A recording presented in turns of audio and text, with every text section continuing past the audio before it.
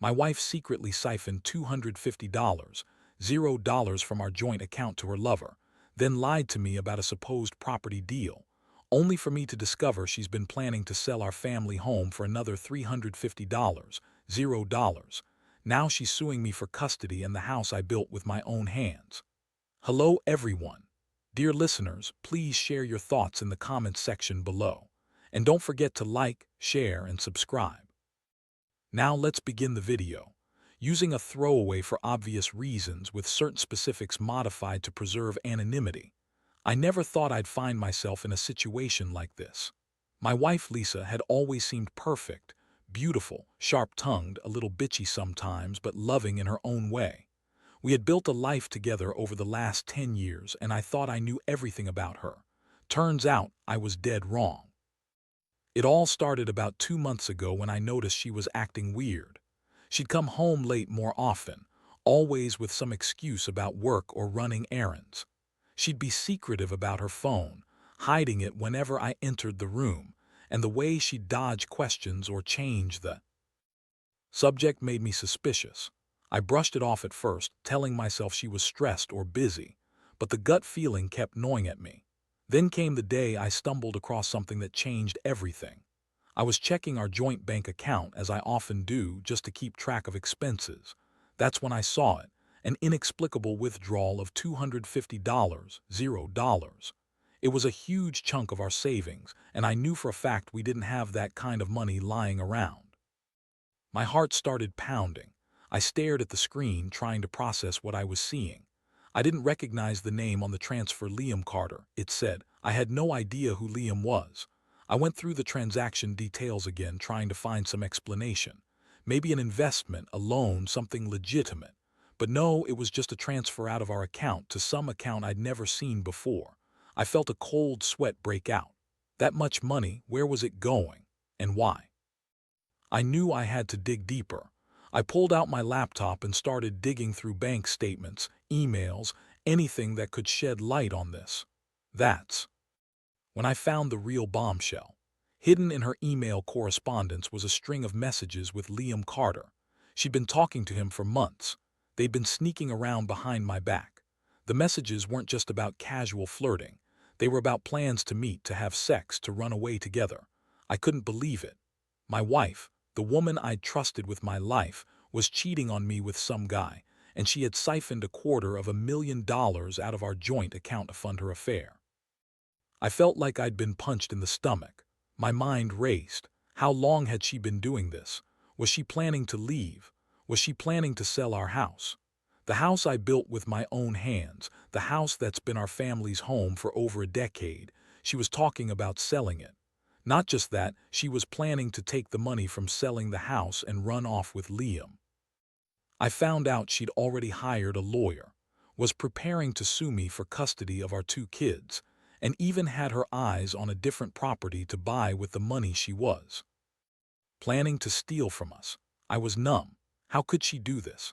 How could she lie so convincingly? She told me she was working late, that she was busy with some property deal, but it was all a lie.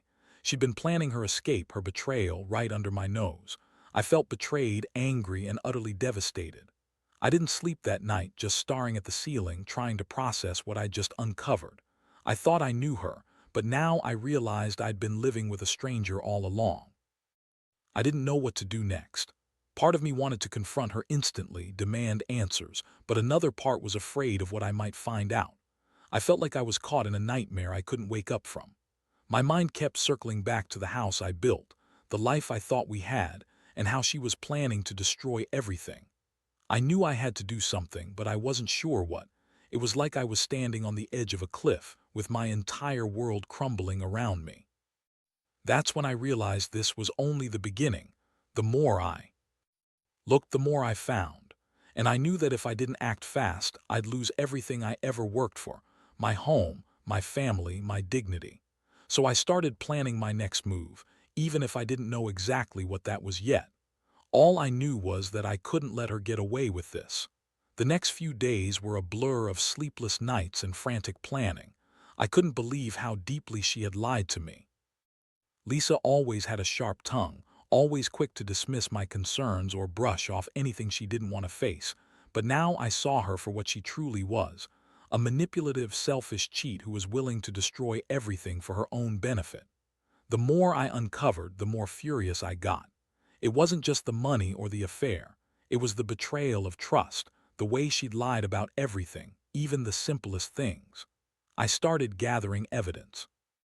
I printed out her email exchanges with Liam, saved bank statements, and took screenshots of the transfers. I knew I needed proof, something concrete I could use if I decided to confront her or, worse, take legal action. I also began secretly installing a few hidden cameras around the house just to catch her in the act if she slipped up again. I wasn't about to be again.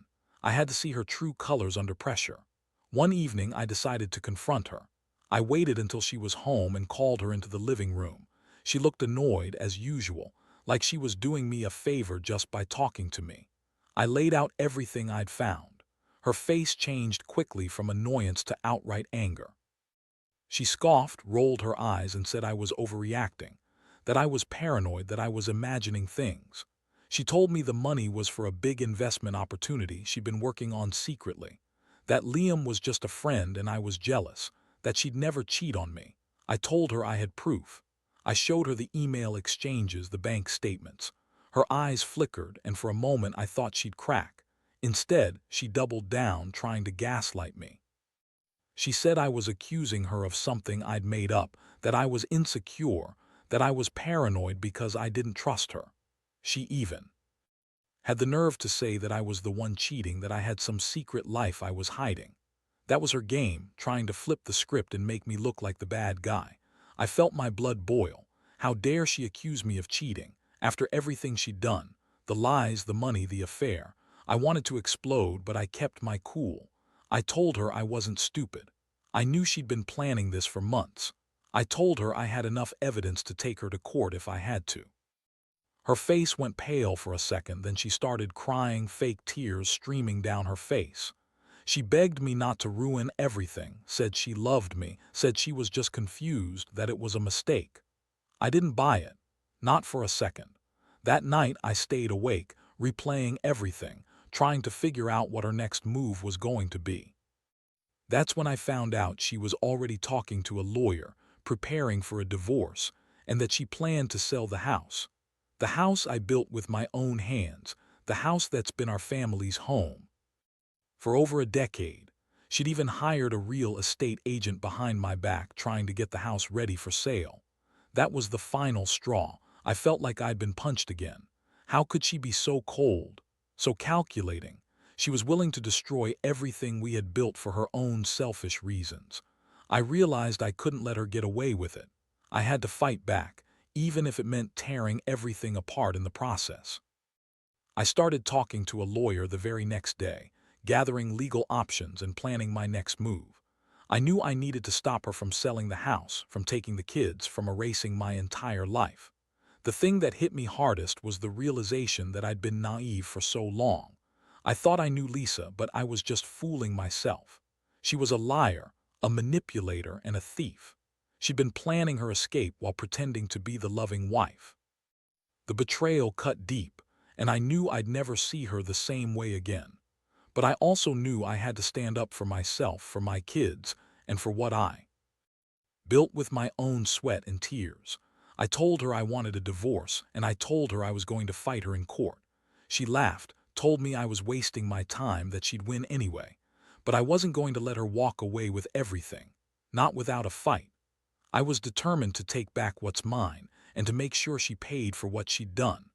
I didn't know exactly how this would end, but I knew I couldn't just sit back and let her destroy us all. The days that followed were the most intense and chaotic of my life. I threw myself into lawyer meetings, gathering every piece of evidence I could find. I wasn't just fighting for the house or the money. I was fighting to keep my life from falling apart completely.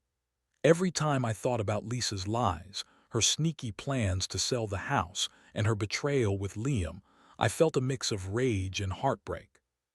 It was like watching the woman I loved turn into someone I barely recognized, someone willing to destroy everything we built together. Lisa, of course, didn't take my decision lightly.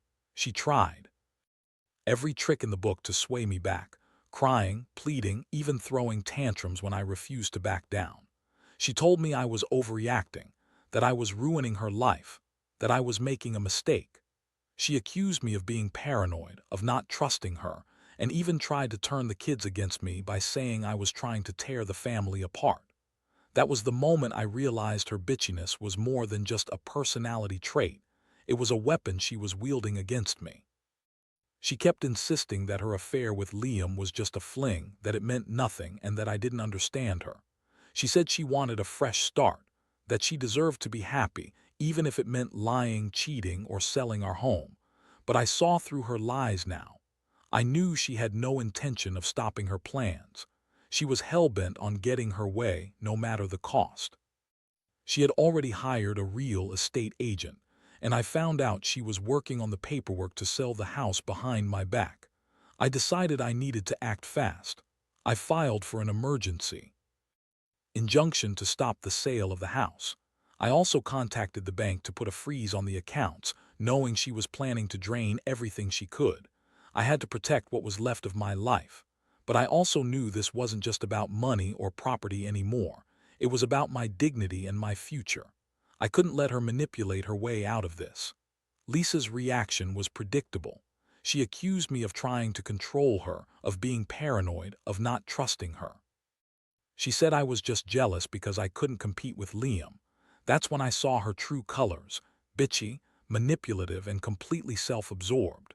She called me a jealous idiot and told me I was ruining everything for her. She even went as far as to say that I was the reason she was cheating, that I was neglectful, that I didn't give her what she wanted. I wanted to scream at her, to tell her she was the one who destroyed our marriage, not me. But I kept my composure, knowing that losing my temper wouldn't help. I also learned that she had been planning this for months, talking to lawyers, finding buyers for the house, siphoning money, and even making secret arrangements to leave town with Liam. She was trying to set up a new life, leaving me and the kids behind.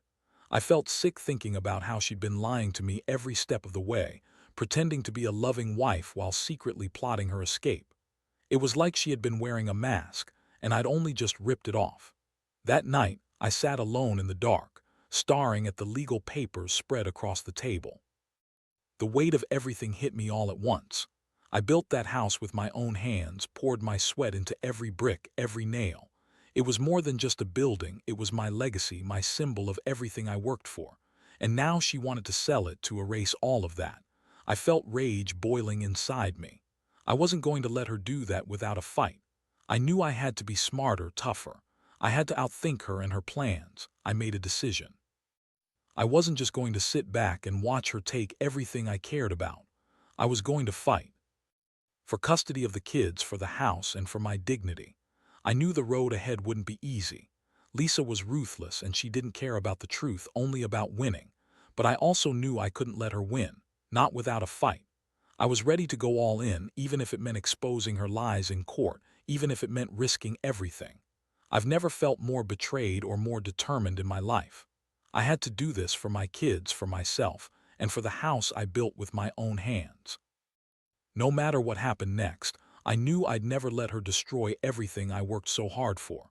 I had to stand tall and fight back, because if I didn't, she'd keep lying, cheating, and taking everything from me. And I wasn't about to let that happen. The legal battle kicked into high gear faster than I expected. Lisa was relentless, and her bitchy attitude only grew more vicious as she realized I was serious about fighting her. She was already telling everyone that I was an unstable, jealous husband trying to control her, trying to paint me as the bad guy. That's classic Lisa: twist everything to her favor, gaslight, and manipulate. But I had evidence now, and I wasn't going to let her spin her webs anymore. The court hearings were brutal.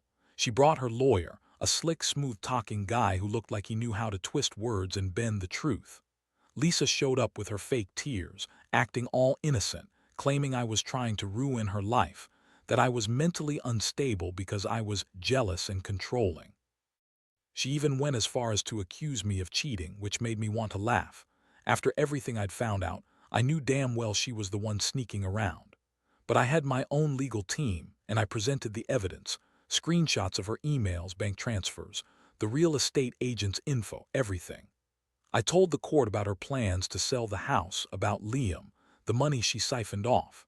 I made it clear I wasn't going to let her walk away with my house and my kids without a fight.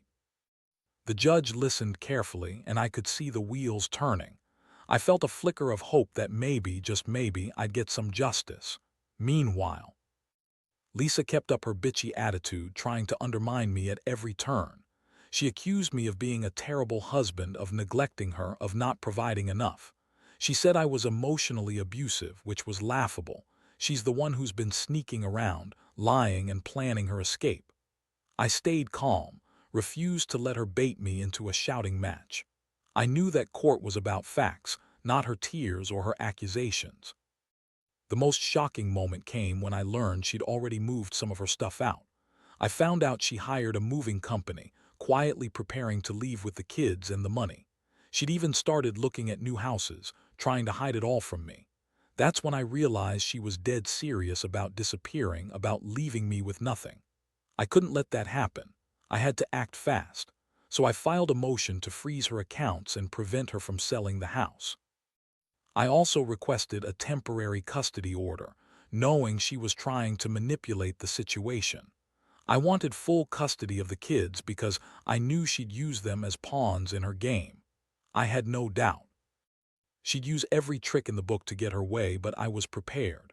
I had proof, I had a plan, and I was determined to fight for what was mine. Throughout all this, I kept feeling this mix of anger, sadness, and frustration. Lisa's bitchiness was like a dagger in my side. She'd throw tantrums, call me names, and act like the victim. But I knew the truth now. She was the one who'd been lying, cheating, and scheming behind my back. It was hard to accept that the woman I loved was capable of this level of deception, but I had to. I had to face it, for my own sanity and for my kids' future. I also started to realize how much this whole ordeal had changed me. I wasn't the same man who had built that house, who believed in loyalty and honesty. I was angry, hurt, and ready to fight. I was also more cautious. Trust was a fragile thing now. I learned that sometimes, even the people closest to you can hide their true selves for years, and that betrayal cuts deeper than any wound. Now, I'm in this fight for the long haul. I've got lawyers, court dates, and a mountain of evidence. I know Lisa, not going to give up easily. She's bitchy, manipulative, and cunning. But I also know I can't let her win. I won't let her sell my house, take my kids, and wipe out everything I've worked for. I've got to stay strong, keep fighting, and hope that justice will come out in the end.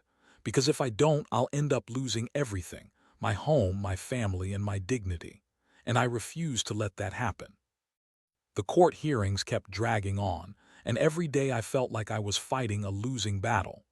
Lisa's attitude didn't soften, and her lawyer kept twisting every piece of evidence I had, trying to discredit me. She was relentless, throwing tantrums in court, accusing me of being an unfit father, even claiming I was trying to manipulate the system to keep her away from the kids. It was infuriating.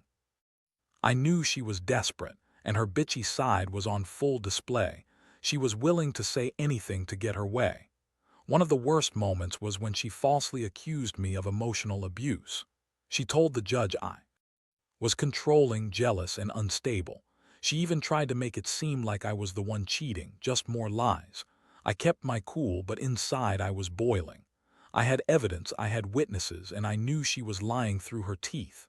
It was clear she was trying to manipulate the court, to turn it into a game of who could lie better, but I stayed focused on the facts.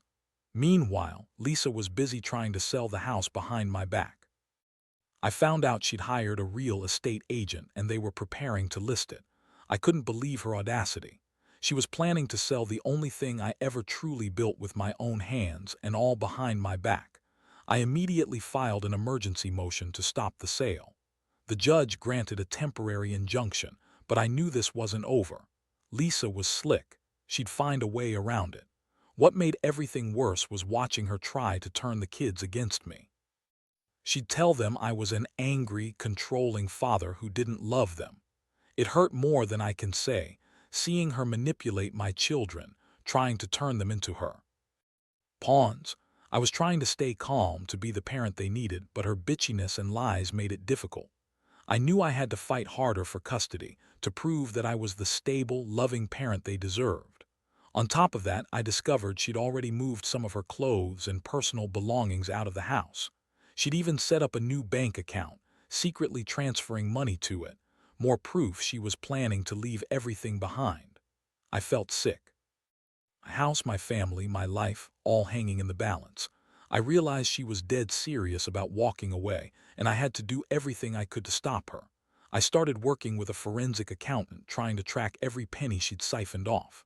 The $250, $0 she took out to her lover Liam, where was it now? How much more was she hiding? I had to find out.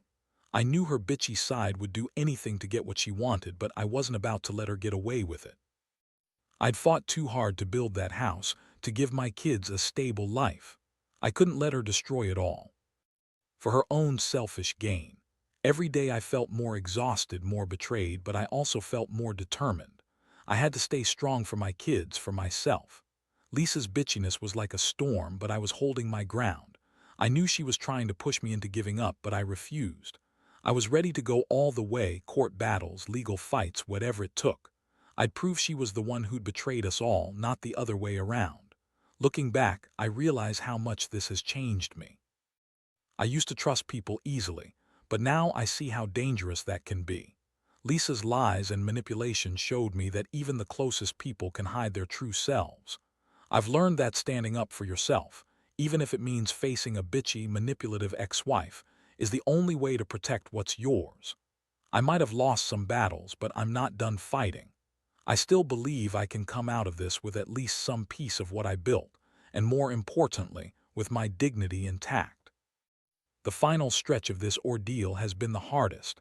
After months of legal battles, Lisa's bitchy attitude, her manipulations, and her blatant lies, I finally got to stand in court and tell the truth. I presented everything, proof of her affair, the siphoned money, her plans to sell the house behind my back, her attempts to turn the kids against me. It was a long, exhausting process, but I knew I had to fight with everything I had. The judge listened carefully, and I could see the wheels turning in her head as I laid it all out. Lisa's lawyer tried to spin her story, but the evidence was overwhelming. Her emails, bank transactions, witness testimonies, all painted a clear picture of her betrayal. I could see her bitchy smirk fade when confronted with the truth, her attempts to manipulate the court falling flat.